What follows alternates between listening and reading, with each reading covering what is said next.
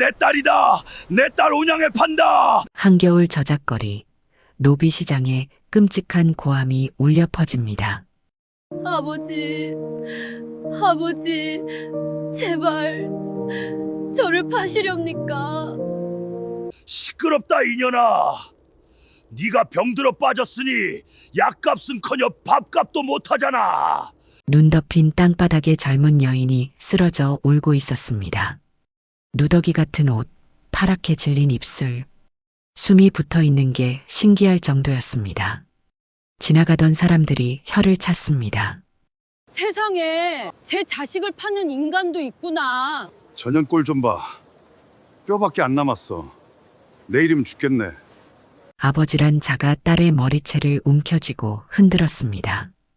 온양 아니 삼냥. 삼냥이면 데려가라. 아무도 거들떠보지 않았습니다. 바로 그때였습니다. 저 처자를 제가 사겠습니다. 투박한 무명 옷차림의 청년이 품에서 돈주머니를 꺼내 들었습니다. 여기 은자 온행 있습니다. 전 재산입니다. 장터에 폭소가 터졌습니다. 야, 저 촌놈 미쳤나? 현재산 주고 죽어가는 년을 산대. 바보가 시체한테 장가간다. 청년은 아랑곳하지 않고 여인 앞에 무릎을 꿇었습니다. 여인이 천천히 고개를 들었습니다.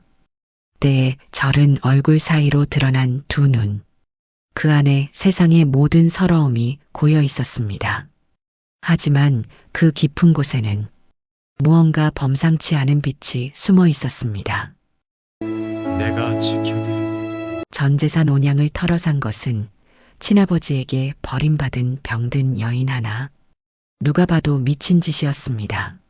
하지만 이 선택이 그의 운명을 송두리째 바꿔놓을 줄은 여인의 입에서 터져나온 예언이 얼마나 소름 끼치도록 정확했는지, 그리고 10년 뒤 딸을 팔아먹은 그 아비가 거짓골로 딸의 대문 앞에 무릎 꿇게 될 줄은 아무도 알지 못했습니다. 안녕하세요. 할인야담에 오신 걸 환영합니다. 이야기 시작 전 구독과 좋아요 눌러주시면 감사드리겠습니다. 댓글에 어디서 듣고 계신지 남겨주시면 그곳에 행복이 깃들기를 기원하겠습니다. 이야기 시작합니다. 이년아, 당장 일어나지 못해. 한겨울살을 애는 바람이 저작거리를 휩쓸던 날이었습니다.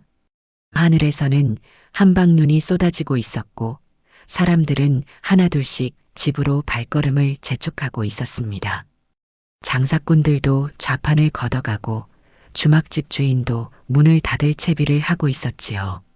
그런데 그 텅 빈 저작거리 한 구석, 노비를 사고 파는 시장에서 처절한 비명이 터져 나왔습니다. 아버지, 제발 저를 파시렵니까? 피골이 상접한 젊은 여인이 차가운 땅바닥에 쓰러져 있었습니다. 그녀의 이름은 소월. 올해 겨우 18살이었습니다. 한때는 맑고 고운 피부를 가졌을 터이나 지금은 뼈만 앙상하게 남아 바람만 불어도 쓰러질 것 같았습니다. 시끄럽다 이년아. 내가 병들어 빠졌으니 약값은커녕 밥값도 못하잖느냐. 차라리 팔아서 술값이라도 건지는 게 낫겠다. 소월의 아버지 박진사는 한때 과거를 꿈꾸던 선비였습니다. 젊은 시절에는 글재주가 뛰어나 마을에서 신동소리를 들었고 장원급제의 꿈을 품고 한양으로 올라갔었지요. 하지만 세상은 그리 녹록하지 않았습니다. 과거 시험에 번번이 낙방했고 낙방의 아픔을 술로 달래다 보니 어느새 술독에 빠져 살게 되었습니다. 가산을 탕진한 것은 물론이고 집안 살림까지 거덜내고 말았지요. 급기야 오늘 병든 딸마저 노비시장에 끌고 나온 것입니다. 자, 여기 쓸만한 년이 하나 있다. 나이 18, 양반가 규수 출신이라 글도 읽을 줄 알고 바느질도 할 줄 안다. 지금은 좀 앓고 있지만 밥 몇 끼 먹이면 금방 나을 것이다. 은자 5냥이면 데려가시오. 박진사가 목청을 높여 외쳤습니다. 그의 눈은 이미 술 기운으로 벌겋게 충혈되어 있었고 입에서는 술 냄새가 진동했습니다. 지나가는 사람들은 발걸음을 멈추고 그 광경을 구경했습니다. 하지만 누구 하나 선뜻 나서는 사람이 없었습니다. 에이, 저년 꼴 좀 봐. 뼈만 앙상하게 남았는데 누가 저런 걸 사가겠어? 한 장사꾼이 코웃음을 쳤습니다. 쯧쯧, 저러다 내일이면 죽을 것 같은데 저걸 사가면 장례나 치러야겠네. 삿값도 안 나오겠어. 옆에 있던 다른 사람도 맞장구를 쳤습니다. 그러게 말이야. 세상에 제 자식을 파는 인간도 있구나. 쯧쯧쯧. 사람이 저래가지고 어디 사람 축에 끼겠냐? 여인네 하나가 혀를 차며 지나갔습니다. 사람들의 수군거림에도 박진사는 아랑곳하지 않았습니다. 그는 오직 오늘 저녁 마실 술값만 생각하고 있었습니다. 기왕이면 따끈한 국밥에 막걸리 한 사발이면 좋겠다 싶었지요. 아버지, 어머니는 아시는 겁니까? 소얼이 갈라진 입술로 겨우 물었습니다. 목소리는 바람결에 흩어질 듯 작았습니다. 그녀의 눈에는 이미 눈물이 마를 대로 말라 있었습니다. 시끄럽다. 내 어미는 알 것 없다. 내가 가장이니 내 맘대로 하는 거야. 내년이 뭔데 나한테 이래라 저래라야. 박진사가 소월의 머리채를 움켜쥐고 흔들었습니다. 소월의 가느다란 목이 흔들렸고 그녀는 고통에 신음을 흘렸습니다. 어차피 내 어미도 병들어 누워있으니 너까지 두 입 먹이느라 내가 굶어 죽게 생겼어. 내년 하나 팔면 당분간은 밥 걱정 안 해도 될 거 아니냐. 소월의 눈에서 눈물이 흘러내렸습니다. 차가운 바닥에 떨어진 눈물은 금세 얼어붙었습니다. 어머니는 모르시겠지. 아버지가 나를 이곳에 끌고 왔다는 것을. 그때였습니다. 저기요. 어눌한 목소리가 들려왔습니다. 사람들의 웅성거림 사이로 낯선 목소리가 끼어들었지요. 사람들이 고개를 돌리자 투박한 무명옷을 입은 젊은 사내가 서 있었습니다. 때가 낀 얼굴에 갈라진 손을 보니 영락없는 시골 농부였습니다. 어깨가 떡 벌어지고 키가 훤칠했지만 눈매는 순하디순한 황소 같았습니다. 뭐야, 넌 또 뭐냐? 어디서 굴러온 촌놈이야? 박진사가 인상을 찌푸렸습니다. 저 처자를 제가 사겠습니다. 순간 저작거리가 조용해졌습니다. 바람소리마저 멈춘 듯 했습니다. 그리고 곧이어 폭소가 터져 나왔습니다. 뭐라고? 내 놈이 인연을 사겠다고? 박진사가 어이없다는 표정으로 사내를 바라보았습니다. 귀를 의심하는 듯 손을 귀에 갖다 대기까지 했습니다. 사내의 이름은 삼돌. 경상도 두매산골에서 홀어머니를 모시고 농사를 짓던 22살 청년이었습니다. 그는 어릴 적 아버지를 여의고 홀어머니 밑에서 자랐습니다. 가난했지만 어머니의 사랑을 듬뿍 받으며 성실하게 살아왔지요. 농사일이라면 둘째가라면 서러울 정도로 부지런했고 이웃을 도울 줄 아는 착한 심성을 가졌습니다. 하지만 지난달 어머니가 갑작스레 병을 얻어 세상을 떠났습니다. 평생 고생만 하시다 가신 어머니. 삼돌은 어머니의 장례를 치르고 한동안 넋이 나간 사람처럼 지냈습니다. 어머니가 돌아가시기 전 마지막으로 남긴 유언이 있었습니다.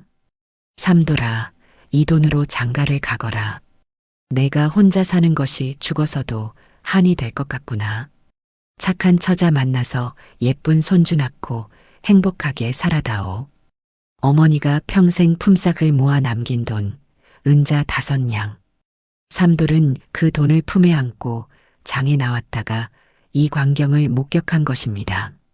처음에는 그냥 지나치려 했습니다. 남의 집안일에 끼어들 처지가 아니었으니까요. 하지만 땅바닥에 쓰러져 우는 소월의 모습이 자꾸만 눈에 밟혔습니다. 돌아가신 어머니의 모습이 겹쳐 보이기도 했습니다.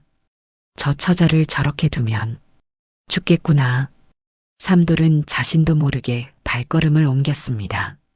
야, 저 촌놈 미쳤나? 한 구경꾼이 손가락질했습니다. 죽어가는 년을 멋에 쓰려고 아무리 못생겨도 저런 걸 사가면 어쩌자는 거야? 저놈 눈깔이 삐었나? 멀쩡한 돈 버리게 생겼네.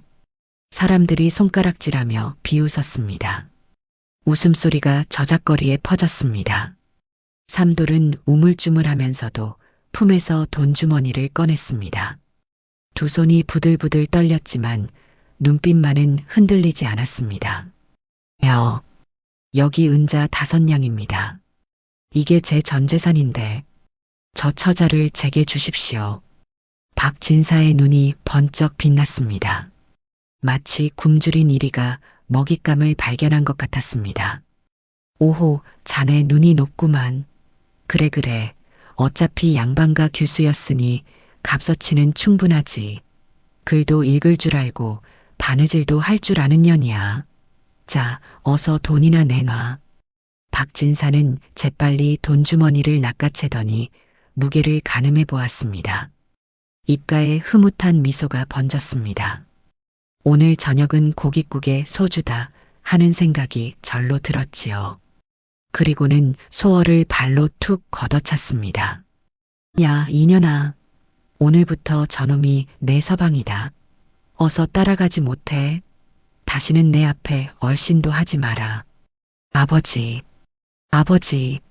소월이 손을 뻗었습니다. 아무리 매정한 아버지라도 피를 나눈 아버지가 아닙니까? 하지만 박진사는 뒤도 돌아보지 않고 사라졌습니다. 휘청휘청 술에 취한 걸음으로 가장 가까운 주막을 향해 갔지요. 하하, 야, 저것 봐. 호구가 따로 없네.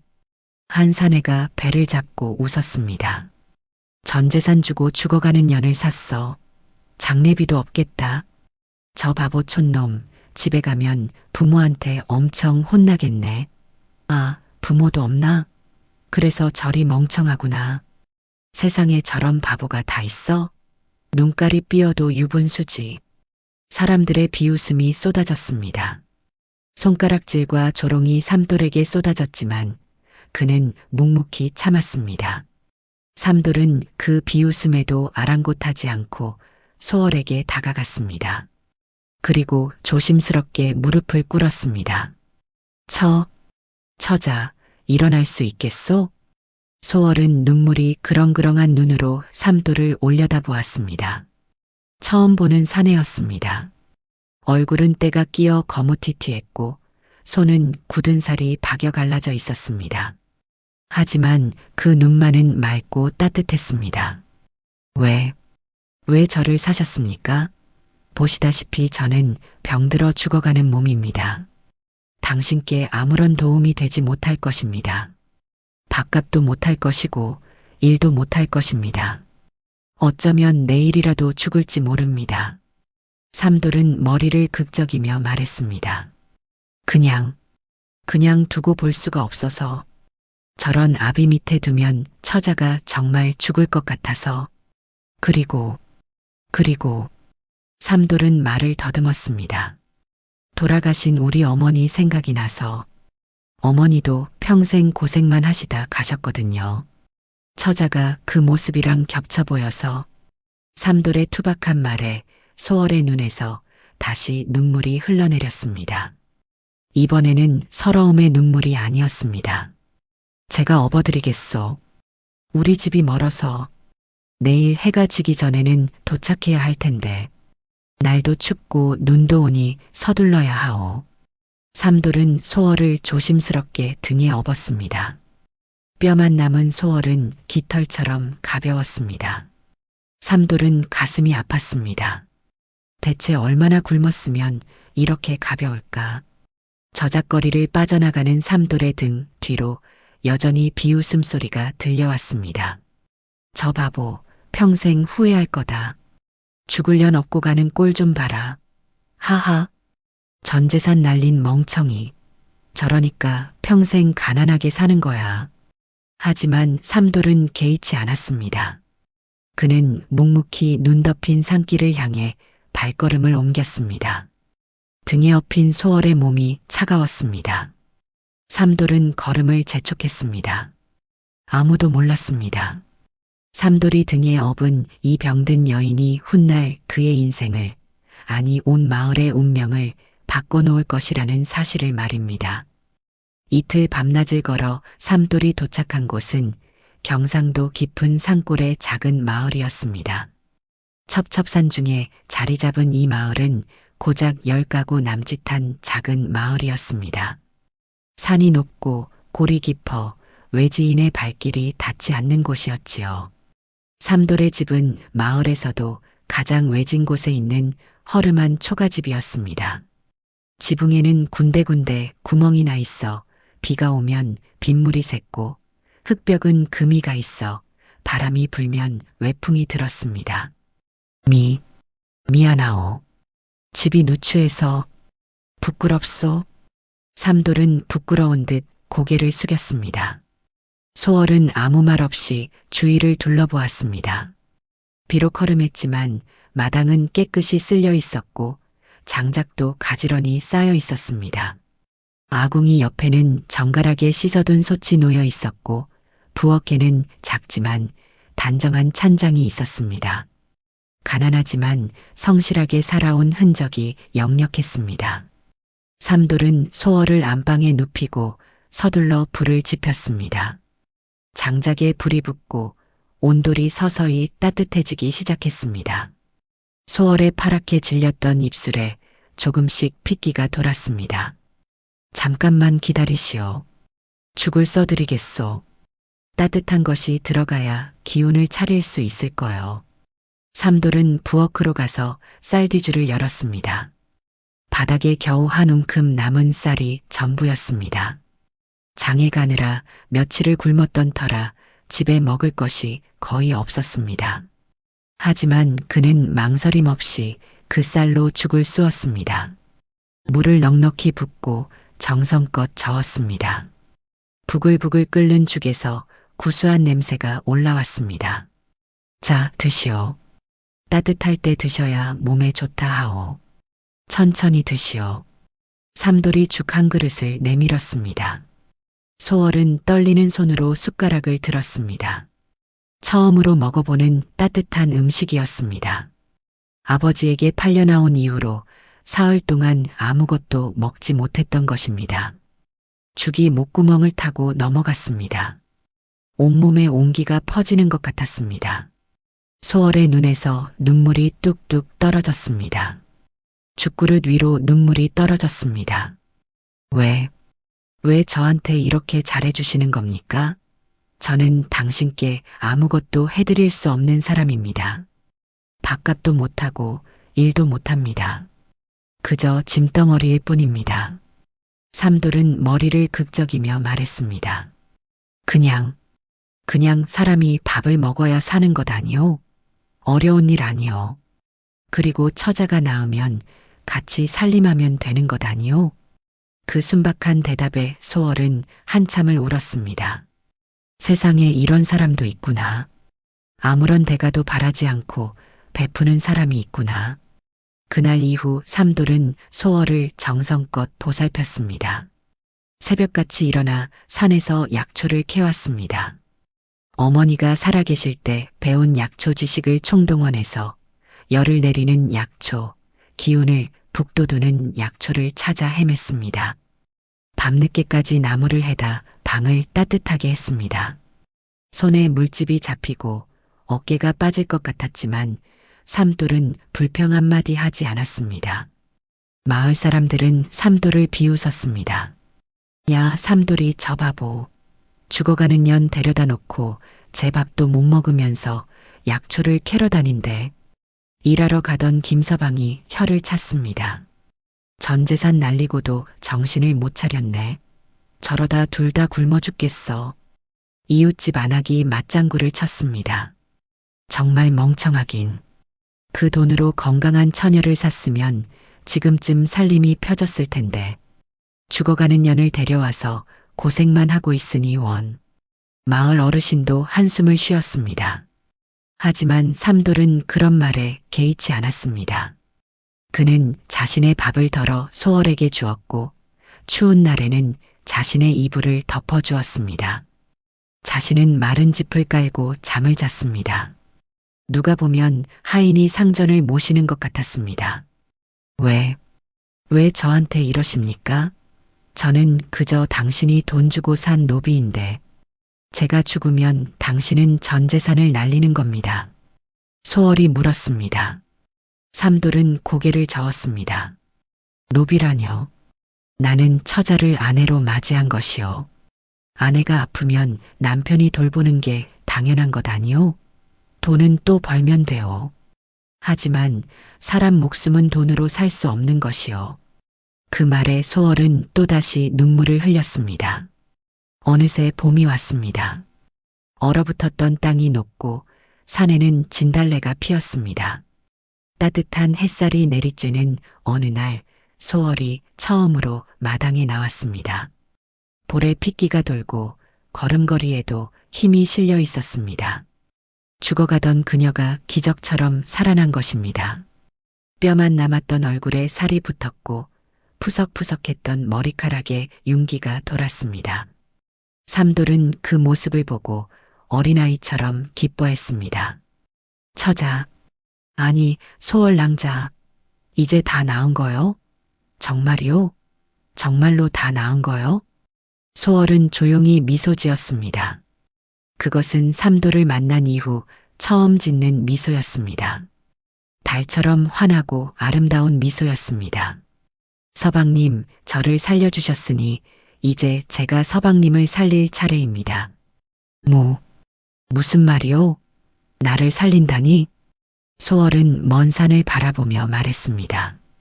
그녀의 눈이 무언가를 보는 듯 아득해졌습니다. 서방님, 올해는 동쪽 밭에 콩을 심으세요. 서쪽 밭은 물이 찰 겁니다. 동쪽 밭에 콩을 심으라고요? 하지만 서쪽 밭이 더 넓고 땅도 좋은데 동쪽 밭은 비탈지고 돌도 많아서 농사짓기 힘든 곳이요. 삼돌이 고개를 갸웃거렸습니다. 소월은 조용히 말했습니다. 서방님, 저를 믿어주세요. 올여름에 큰 비가 올 겁니다. 사흘 밤낮으로 비가 쏟아질 거예요. 서쪽 밭은 낮은 곳에 있어서 모두 잠길 것입니다. 하지만 동쪽 밭은 비탈져 있어서 물이 빠질 거예요. 삼돌은 반신반의했습니다. 어떻게 몇 달 뒤의 날씨를 알 수 있단 말인가. 하지만 목숨을 건져준 아내의 말이니 따르기로 했습니다. 알겠소. 낭자가 그리 말하니 내 그리 하겠소. 그의 봄 삼돌은 모두가 탐내는 넓은 서쪽 밭 대신 비탈진 동쪽 밭에 콩을 심었습니다. 돌을 골라내고 거친 땅을 일구느라 다른 사람들보다 3배는 고생했습니다. 마을 사람들이 비웃었습니다. 야, 삼돌이 저것 봐라. 멀쩡한 서쪽 밭 놔두고 저 자갈밭에 씨를 뿌리네. 일하러 가던 박서방이 손가락질했습니다. 역시 바보는 바보야. 병든 년 데려온 것도 모자라서 농사도 엉망으로 짓네. 올해도 굶어 죽게 생겼어. 옆집 안악이 혀를 찼습니다. 죽을련 말 듣고 농사 짓는 꼴 좀 봐라. 전현이 무슨 신선이라도 되나? 그냥 병신이지, 병신.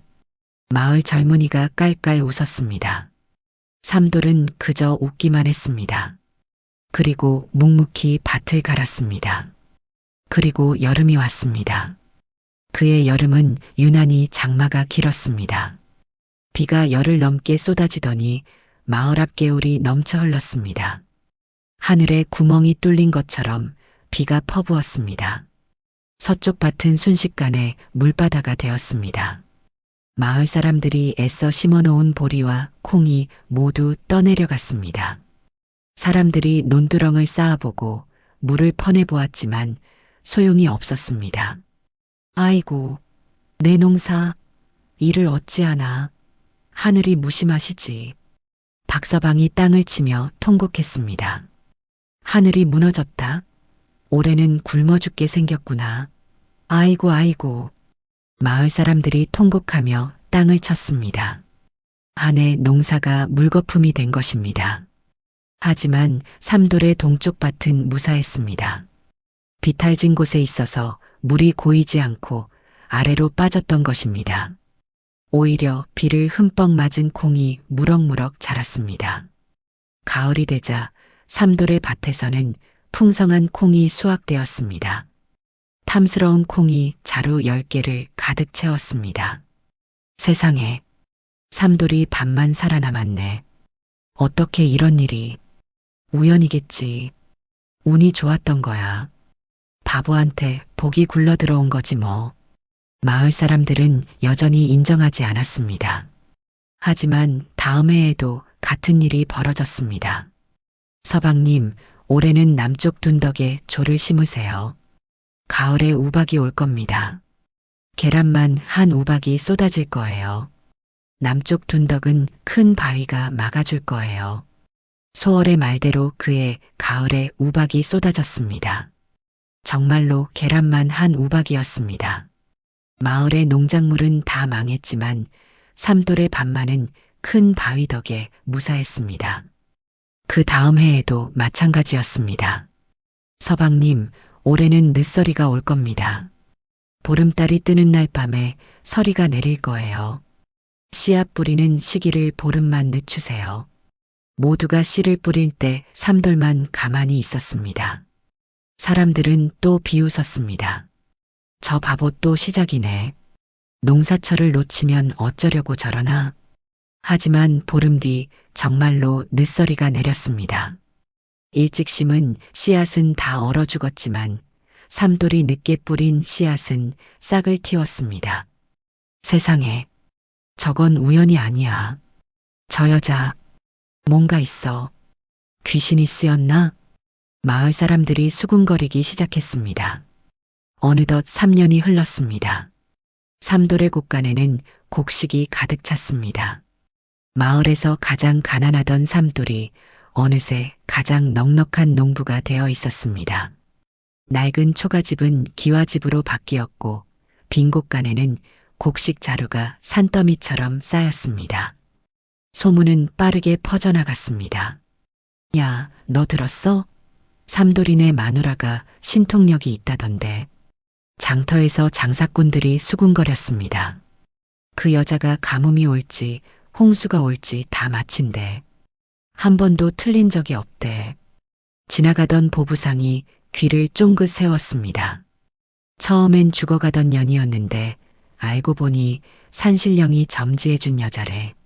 하늘에서 내려온 선녀라는 말도 있어.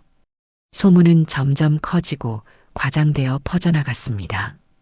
근처 마을에서도 사람들이 찾아오기 시작했습니다. 처음에는 한두 명이었지만 나중에는 줄을 서서 기다릴 정도가 되었습니다. 저기요, 혹시 올해 비가 많이 올까요? 우리 마을은 저수지가 작아서 가뭄이 걱정입니다. 한 노인이 공손하게 물었습니다. 우리 마을은 뭘 심으면 좋을까요? 작년에 보리를 심었다가 다 망했습니다. 젊은 농부가 애원하듯 물었습니다. 제발 좀 알려주세요. 우리 식구들이 굶어 죽게 생겼습니다. 아낙네가 눈물을 흘리며 매달렸습니다. 소월은 처음에는 사양했습니다. 자신의 능력이 널리 알려지는 것이 부담스러웠기 때문입니다. 하지만 삼돌의 권유로 조심스럽게 조언을 해주기 시작했습니다. 올해는 비가 적을 것이니 가뭄에 강한 수수를 심으세요. 논농사보다는 밭농사가 유리할 겁니다. 다음 달 초에 서리가 내릴 것이니 곡식을 미리 걷어들이세요. 보름 전에는 다 털어내셔야 합니다. 그녀의 예언은 한 번도 빗나간 적이 없었습니다. 사람들은 그녀를 하늘이 내린 선녀라 불렀습니다. 소월 낭자 덕분에 우리 마을이 살았습니다. 정말 감사합니다. 이 은혜를 어찌 갚아야 할지 모르겠습니다. 어디서 이런 복이 굴러 들어왔는지. 삼돌이 자네 정말 운이 좋네. 복덩어리를 얻었구먼. 마을 사람들이 고마워하며 곡식과 채소를 가져다 주었습니다. 예전에 삼도를 비웃던 사람들도 이제는 존경의 눈빛으로 바라보았습니다.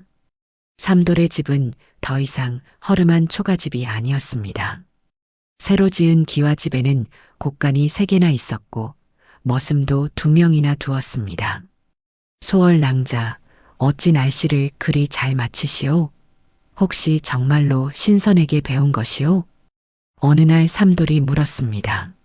소월은 조용히 웃었습니다. 서방님, 저도 잘 모르겠어요. 어릴 적부터 그냥 느껴지는 것이 있었어요. 바람의 냄새, 구름의 모양, 짐승들의 움직임을 보면 앞으로 무슨 일이 일어날지 어렴풋이 알 수 있었지요. 제가 특별한 것이 아니라 자연이 미리 알려주는 것을 저만 들을 수 있는 것 같아요. 삼돌은 고개를 끄덕였습니다. 그래서 그 나쁜 아비가 낭자를 판 것이오? 소월의 눈에 슬픔이 스쳤습니다. 아버지는 제 능력을 믿지 않았어요. 오히려 요망한 것이라고 했지요. 이웃들도 저를 무서워하고 피했어요. 소문이 퍼지면 우리 집안이 망한다고 아버지는 늘 화를 내셨지요. 어머니만 저를 믿어주셨는데 어머니는 제가 팔려오기 전에 돌아가셨어요. 삼돌은 아내의 손을 꼭 잡았습니다. 이제 걱정 마시오. 내가 평생 낭자를 지켜드리겠소. 누가 뭐라 해도 내가 낭자 편이 될 것이오. 소월은 미소 지었습니다. 이 순박한 남자를 만난 것이 자신의 인생에서 가장 큰 행운이었습니다. 하지만 행복한 시간은 그리 오래가지 않았습니다. 소문이 너무 널리 퍼진 것이 화근이었습니다. 그 소문이 마침내 고을에서 가장 큰 부자인 황대감의 귀에 들어갔습니다. 뭐, 날씨를 맞히는 여자가 있다고? 한 번도 틀린 적이 없다고? 황대감이 눈을 번쩍 뜨며 물었습니다. 예, 대감마님. 그 여자가 말하면 백발백중이라 합니다. 덕분에 삼돌이라는 농부가 3년 만에 마을 최고 부자가 되었다지요. 빈털터리 촌놈이 기와집에 머슴까지 두고 산답니다. 황대감의 눈이 탐욕으로 번뜩였습니다. 그의 머릿속에서 주파날이 빠르게 굴러갔습니다. 그런 신통한 년이 있다면 내가 데려다가 써야겠구나. 저 넓은 내 땅에서 그년의 예언대로 농사를 지으면 만석군도 우습겠군. 아니, 조선 제일 부자도 꿈이 아니야. 황대감은 곧바로 부하들을 이끌고 삼돌의 집으로 찾아갔습니다. 내 놈이 삼돌이냐? 황대감이 거들먹거리며 물었습니다. 예, 그렇습니다만. 무슨 일로 오셨습니까? 삼돌은 갑자기 들이닥친 대감 행차에 어리둥절했습니다. 가마에 탄 대감, 창칼을 든 부하들. 어마어마한 행렬이었습니다. 황대감은 거들먹거리며 말했습니다. 내 소문을 들었다. 내 놈의 계집이 신통력이 있어서 날씨를 맞힌다며 그년을 내게 팔아라. 은자 100냥을 주겠다. 삼돌은 깜짝 놀랐습니다. 은자 100냥이라니. 평생 벌어도 모으기 힘든 거금이었습니다. 아, 아닙니다. 대감마님. 소월은 제 아내입니다. 아내를 어찌 팝니까? 아무리 돈이 많아도 아내를 파는 것은 사람의 도리가 아닙니다. 뭐, 감히 내 앞에서 거절을 해? 천한 농사꾼 주제에? 황대감의 얼굴이 불그락푸르락해졌습니다. 이 미천한 놈이 누구 앞이라고 감히. 좋다. 그럼 은자 200냥을 주마. 이 정도면 이 마을 땅 절반은 살 수 있는 돈이다. 평생 놀고 먹어도 남을 돈이야. 삼돌은 고개를 저었습니다. 손이 떨렸지만 목소리는 단호했습니다. 네, 대감마님, 아무리 많은 돈을 주셔도 아내를 팔 수는 없습니다. 아내는 물건이 아닙니다. 뭐라? 이 건방진 놈. 황대감이 버럭 소리를 질렀습니다. 옆에 있던 부하들이 칼을 빼들었습니다. 좋다. 내 놈이 그렇게 나온다면 나도 생각이 있다. 당장 이 집과 땅을 모두 빼앗아 주마. 관아의 말 한마디면 내 놈 같은 천민은 꼼짝없이 당할 줄 알아라. 황대감은 화를 참지 못하고 돌아갔습니다. 가마가 흙먼지를 일으키며 사라졌습니다. 그날 밤 삼돌은 걱정에 잠을 이루지 못했습니다. 소월낭자, 어찌하면 좋겠소? 황대감이 우리 땅을 빼앗겠다고 했소. 관아에 뇌물을 주면 우리 같은 천민은 꼼짝없이 당할 수밖에 없소. 이를 어찌하면 좋소? 소월은 조용히 남편의 손을 잡았습니다. 그녀의 손은 따뜻했습니다. 서방님, 걱정 마세요. 하늘이 보고 계십니다. 악한 자는 반드시 벌을 받는 법이에요. 하지만 서방님, 저를 믿어주세요. 황대감은 오래가지 못할 것입니다.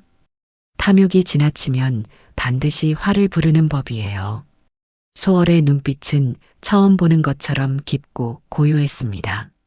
무언가를 보고 있는 듯한, 먼 곳을 바라보는 듯한 눈빛이었습니다.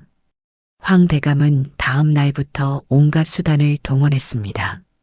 관아에 뇌물을 바치고 없는 죄목을 만들어 삼돌을 고발했습니다. 저놈이 산에서 금을 캤습니다. 불법 채굴이옵니다. 나라의 산을 훼손한 죄를 물어야 합니다. 저놈이 황무지를 몰래 개간했습니다. 나라 땅을 훔친 것이옵니다. 도둑놈입니다. 관아의 아전들이 삼돌의 집에 들이닥쳤습니다. 삼돌, 내 놈은 관에서 조사를 받아야겠다. 당장 따라와라. 억울합니다. 저는 아무 죄도 짓지 않았습니다. 제가 무슨 죄를 지었습니까? 시끄럽다. 황대감께서 직접 고발하셨는데 무슨 말이 필요하냐? 어서 끌고 가라. 삼돌이 포승줄에 묶여 끌려갈 위기에 처했습니다. 마을 사람들이 모여들었지만 누구도 나서서 막지 못했습니다. 황대감의 권세가 무서웠기 때문입니다. 그때 소월이 앞으로 나섰습니다. 잠깐만요. 소월은 하늘을 올려다보았습니다. 맑게 갠 하늘에 구름 한 점 없었습니다. 햇살이 따사롭게 내리쬐고 있었습니다. 오늘 밤 황대감의 곳간에 큰 불이 날 것입니다. 뭐라? 아전들이 어리둥절했습니다. 소월은 담담하게 말을 이었습니다. 그리고 내일은 황대감의 외아들이 낙마할 것입니다. 말에서 떨어져 다리를 다칠 것입니다. 사흘 뒤에는 황대감의 배가 침몰할 것입니다. 폭풍우를 만나 바다에 가라앉을 것입니다. 이것은 하늘의 경고입니다. 악행을 멈추지 않으면 더 큰 재앙이 닥칠 것입니다. 아전들은 코웃음을 쳤습니다. 미친년이 헛소리를 하는구나. 맑은 하늘에 무슨 불이야. 어서 인연도 함께 잡아들여라. 하지만 그날 밤 정말로 황대감의 곳간에서 불이 났습니다. 원인을 알 수 없는 불이었습니다.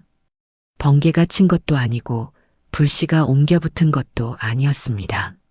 마치 허공에서 불이 떨어진 것처럼 갑자기 곳간에서 불길이 솟아올랐습니다. 쌓아둔 곡식 수천 석이 모두 타버렸습니다. 뭐야? 이게 어찌된 일이냐? 어서 불을 꺼라. 어서. 황대감이 경악했습니다. 하인들이 물을 퍼날랐지만 불길은 좀처럼 잡히지 않았습니다. 그리고 다음 날 황대감의 외아들이 말을 타다가 떨어졌습니다. 평소에 타던 온순한 말이 갑자기 날뛰더니 아들을 내던진 것입니다. 다리가 부러져 평생 절름발이가 되었습니다. 아들아, 이게 무슨 우연이겠지. 우연일 거야. 하지만 사흘 뒤 황대감의 무역선이 갑자기 침몰했습니다. 출항할 때는 날씨가 좋았는데 바다 한가운데서 갑자기 폭풍우가 몰아친 것입니다. 배에 실린 비단과 도자기 수천 양어치가 바다에 가라앉았습니다. 으아, 이건 불가능해. 날씨가 좋았는데 배가 왜 가라앉아? 이건 저주다. 저주야. 황 대감은 공포에 질렸습니다. 온몸이 부들부들 떨렸습니다. 소문은 빠르게 퍼졌습니다. 야, 너 들었어? 삼돌이네 마누라가 저주를 내렸대. 장터에서 사람들이 수군거렸습니다. 황 대감이 탐욕을 부리다가 천벌을 받은 거야. 하늘도 무심치 않구나. 이제 황 대감은 끝났어. 고가는 타버리고 아들은 불구가 되고 배는 가라앉고 완전히 망했어. 황 대감은 연이은 재앙에 결국 무릎을 꿇었습니다. 남은 재산으로 빚을 갚고 나니 집 한 채만 남았습니다. 만석군이 하루아침에 거지가 된 것입니다. 그는 비틀거리며 삼돌의 집을 찾아왔습니다. 예전의 거만함은 온데간데 없고 초라한 늙은이의 모습이었습니다. 제발 저주를 풀어주시오. 내가 잘못했소. 다시는 탐내지 않겠소. 제발 살려주시오. 소월은 조용히 말했습니다. 저는 저주를 내린 적이 없습니다. 하늘이 스스로 심판하신 것입니다. 대감께서 진심으로 뉘우치신다면 하늘도 용서하실 것입니다. 황 대감은 그 자리에서 통곡하며 잘못을 빌었습니다. 이마가 땅에 닿도록 절을 하고 또 했습니다. 그 후로 황 대감은 다시는 삼돌 부부를 괴롭히지 않았습니다. 오히려 그는 남은 생을 선행을 베풀며 지냈다고 합니다. 마을 사람들은 이제 소월을 두려워하면서도 존경했습니다. 저 여인을 함부로 대하면 안 돼. 하늘이 지켜주시는 분이야. 건드리면 큰일 나. 어느덧 7년이라는 세월이 흘렀습니다. 삼돌과 소월의 집에는 아이 셋이 태어났습니다. 큰아들 복동이는 똘망똘망한 눈을 가진 영리한 아이였고 둘째 딸 봉선이는 어머니를 닮아 고운 얼굴을 가졌습니다. 막내 아들 만복이는 아버지를 닮아 덩치가 크고 순박했습니다. 아이들은 건강하게 자랐고 집안은 날로 번창했습니다. 삼돌 부부는 이제 고을에서 손꼽히는 부자가 되었습니다. 기와집은 더 넓어졌고 곡간은 5개로 늘었으며 머슴도 10명이 넘었습니다. 하지만 그들은 결코 교만하지 않았습니다. 흉년이 들면 곡식을 나눠주었고 어려운 사람이 찾아오면 밥을 먹여보냈습니다. 병든 사람에게는 약값을 대주었고 가난한 아이들에게는 글을 가르쳐 주었습니다. 사람들은 삼돌 부부를 마을의 은인이라 불렀습니다. 한편 소월의 친아버지 박진사는 어찌 되었을까요? 그는 딸을 판 돈 은자 5냥을 단 사흘 만에 탕진했습니다. 기생집에서 술을 마시고 노름을 하다가 돈을 모두 잃은 것입니다. 술에 취해 비틀거리다가 주막에서 쫓겨났고 노름판에서는 빚만 잔뜩 졌습니다. 그 후로 그의 인생은 나락으로 떨어졌습니다. 야, 박진사, 빚 갚아라. 내 놈 집문서 가져간다. 당장 내놔. 아이고, 조금만 기다려주시오. 제발 조금만. 빚쟁이에게 쫓겨 집도 잃었습니다. 조상 대대로 물려받은 집이 남의 손에 넘어갔습니다. 여보, 당신이 어찌 딸을 팔 수 있었소? 소월이가 얼마나 효성스러운 아이였는데 어찌 그런 끔찍한 짓을. 시끄러워. 그녀는 어차피 병들어 죽을 년이었어. 내가 팔지 않았어도 곧 죽었을 거야. 아내는 우라병으로 쓰러졌습니다. 남편의 폐악에 지쳐 딸을 지켜주지 못한 죄책감에 시달리며 제대로 약도 쓰지 못하고 2달을 앓다가 세상을 떠났습니다. 죽기 전 마지막으로 딸의 이름을 불렀다고 합니다. 이제 박진사에게 남은 것은 아무것도 없었습니다.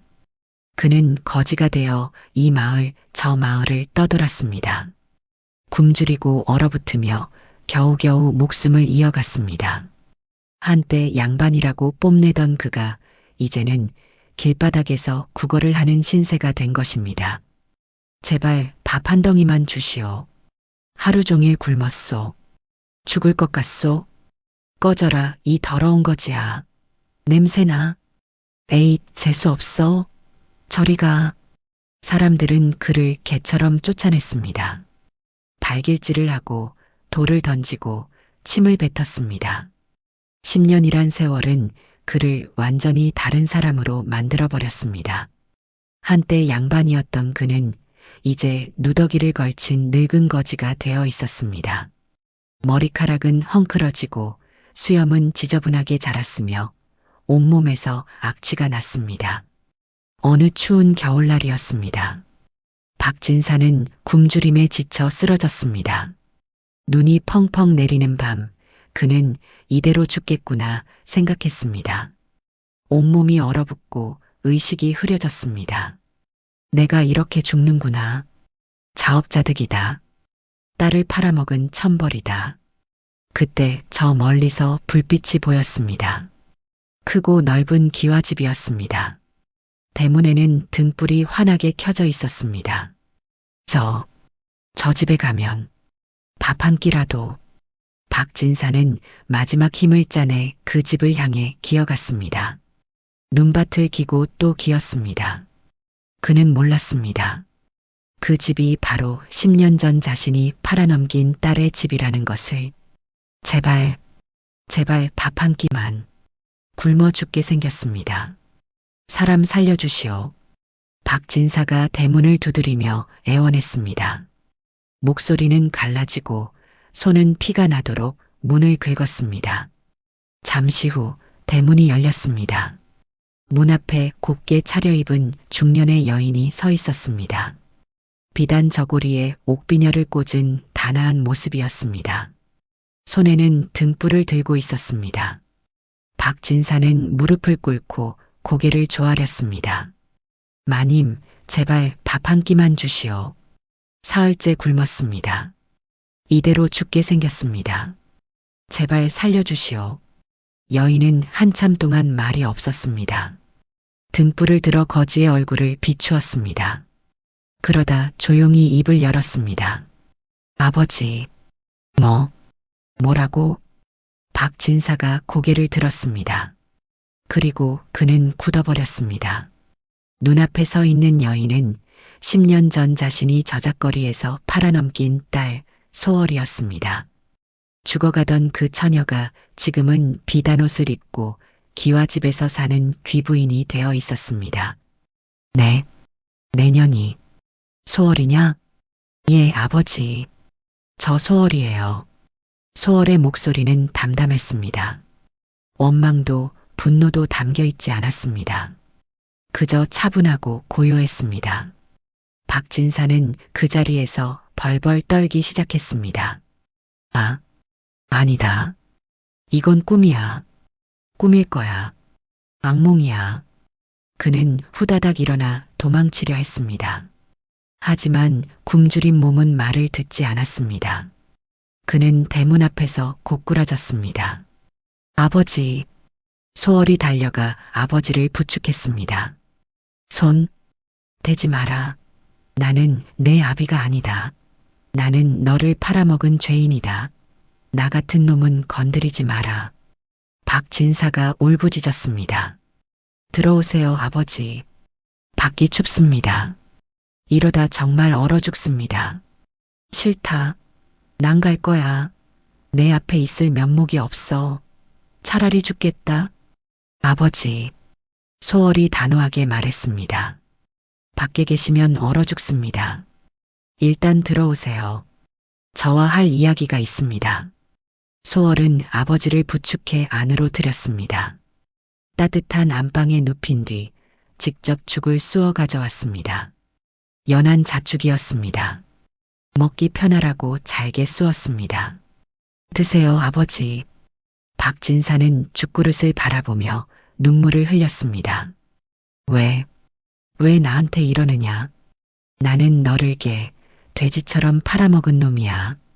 나 같은 놈은 굶어 죽어도 싸다. 이런 대접 받을 자격이 없어. 드세요.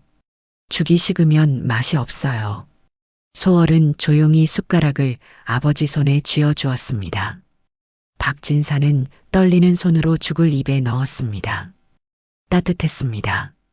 고소했습니다. 눈물이 났습니다. 그리고 그만 통곡을 터뜨렸습니다. 으아, 미안하다. 미안하다, 소월아. 내가 인간이 아니었다. 내가 짐승보다 못한 놈이었다. 아비라고 할 자격이 없는 놈이었다. 그는 죽그릇을 붙잡고 어린아이처럼 울었습니다. 콧물과 눈물이 범벅이 되었습니다. 소월은 아무 말 없이 그 모습을 지켜보았습니다. 며칠 후 박진사는 어느 정도 기력을 회복했습니다. 삼돌 부부는 그에게 따뜻한 방을 내주고 깨끗한 옷을 입혀주었습니다. 머슴들이 목욕을 시켜주고 수염을 깎아주고 머리를 빗겨주었습니다. 며칠 만에 그는 사람 꼴을 갖추게 되었습니다. 사위되는 사람이요.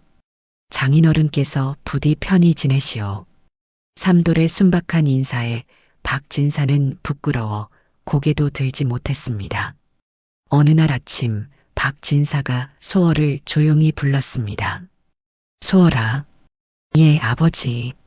나 이제 갈란다. 어디로 가시게요? 박진사는 고개를 푹 숙였습니다. 아무데나. 내 앞에 있기가 부끄러워서 못 살겠다. 내가 잘 사는 것을 봤으니 이제 눈 감아도 여한이 없다. 죽어서 내 어미를 만나면 소월이가 잘 산다고 전해줘야겠다. 소월은 잠시 침묵했습니다. 그리고 천천히 입을 열었습니다. 아버지, 묻고 싶은 것이 있어요. 뭐냐? 그때 왜 저를 파셨어요? 정말 알고 싶어요. 박진사는 한참 동안 말이 없었습니다. 그리고 떨리는 목소리로 대답했습니다. 나는 겁이 났다. 내가 이상한 소리를 하면 사람들이 우리 집을 손가락질했다. 요망한 년이 있다고, 귀신이 붙었다고, 과거 시험에도 계속 떨어지고, 돈도 없고, 내 어미는 병들고, 나는 그 모든 게 다 내 탓인 줄 알았다. 내가 요물이라서 우리 집안에 재앙을 불러온다고 생각했다. 그래서 저를 파셨군요. 미안하다, 소월아. 내가 인간이 아니었다. 내 딸이 특별한 재주를 가진 것을 축복으로 받아들이지 못하고 저주라고 생각했다. 내가 멍청했다. 내가 무능했다. 내가 비겁했다.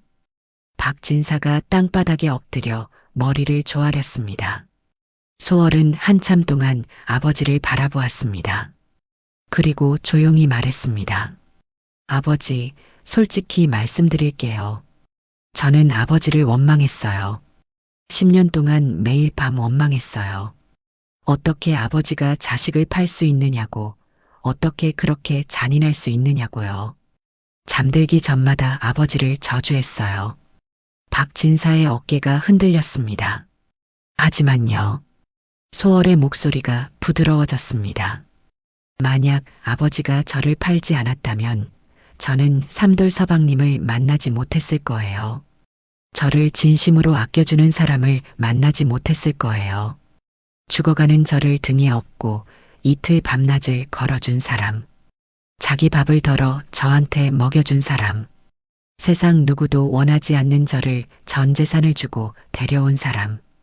이 아이들도 낳지 못했을 거고요. 소월은 마당에서 뛰어노는 아이들을 바라보았습니다. 아이들이 깔깔대며 웃고 있었습니다. 아버지가 저를 버린 것이 아니라 하늘이 저를 이곳으로 보내신 거예요. 그러니까 저는 이제 아버지를 용서하기로 했어요.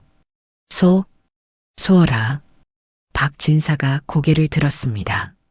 그의 눈에는 눈물이 가득했습니다. 소월은 품에서 무언가를 꺼냈습니다. 집문서 한 장과 은자 10량이었습니다.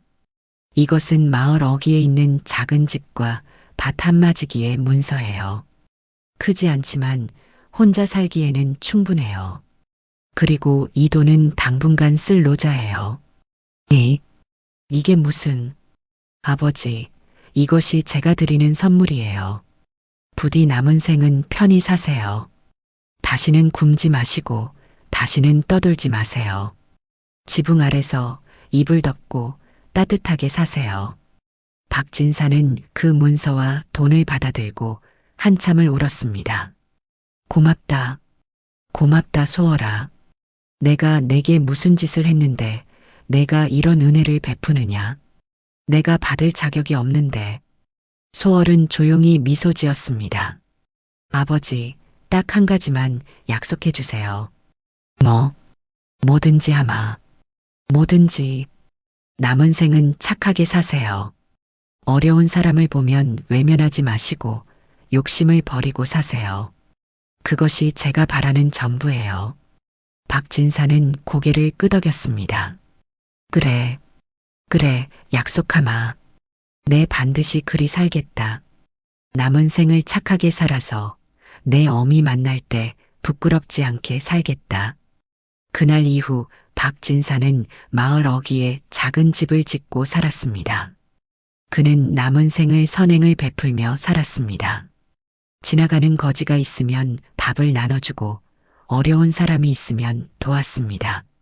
마을 아이들에게 글을 가르쳐주고 병든 노인을 돌봐주었습니다. 사람들은 그를 보며 수군거렸습니다. 저 양반이 예전에는 제 딸을 팔아먹은 인간이었다며? 근데 지금은 완전히 다른 사람이 되었네. 딸한테 용서받고 마음을 고쳐먹은 거래. 역시 사람은 고칠 수 있는 거야. 늦었어도 뉘우치면 되는 거지. 에필로그. 세월은 흘러 어느덧 20년이 지났습니다. 삼돌과 소월은 이제 머리가 희끗희끗한 노인이 되었습니다. 하지만 그들의 삶은 누구보다 풍요롭고 행복했습니다. 큰아들 복동이는 과거에 급제하여 정호품 현감이 되었습니다. 백성들을 아끼는 청렴한 관리로 이름을 날렸습니다. 어머니를 닮아 지혜로웠고 아버지를 닮아 선량했습니다. 둘째 딸 봉선이는 양반가에 시집가서 삼남이녀를 낳았습니다. 시어머니에게 효부 소리를 들으며 단란하게 살았습니다. 어머니처럼 미래를 내다보는 능력은 없었지만 어머니의 지혜와 선함을 물려받았습니다. 막내 만복이는 아버지의 뒤를 이어 농사를 지었습니다. 아버지처럼 순박하고 성실했습니다. 그의 손을 거친 땅은 항상 풍년이었고 곡간에는 곡식이 넘쳐났습니다. 삼돌과 소월은 손주들에 둘러싸여 100살까지 해로했습니다. 마을 사람들은 그들의 이야기를 후대에 전했습니다. 옛날에 전 재산을 털어 죽어가는 처녀를 산 바보가 있었다네. 모두가 비웃었지만 그는 개의치 않고 그녀를 정성껏 보살폈다네. 그리고 그 처녀는 나중에 그의 집안을 일으키는 귀인이 되었다네. 그래서 뭐야? 무슨 교훈이 있어? 그러니까 말이다. 사람이 버린 것을 하늘이 거두시고 하늘이 거두신 것은 반드시 빛이 나는 법이라네. 당장 쓸모없어 보여도 함부로 버리지 말고 당장 어려워 보여도 함부로 업신여기지 말게. 오늘 내가 외면한 그 사람이 내일 너를 구할 수도 있으니까. 할아버지, 그럼 저도 착하게 살면 복을 받을 수 있어요? 그렇고 말고 착하게 살면 반드시 복이 온다네. 다만 그 복이 언제 올지는 하늘만이 아시는 것이지. 그러니 조급해하지 말고 묵묵히 선을 행하며 살거라. 손주는 고개를 끄덕이며 할아버지의 이야기를 가슴에 새겼습니다. 그리고 그 이야기는 100년이 지난 오늘까지 전해지고 있습니다. 오늘 이야기 들어주셔서 감사드립니다.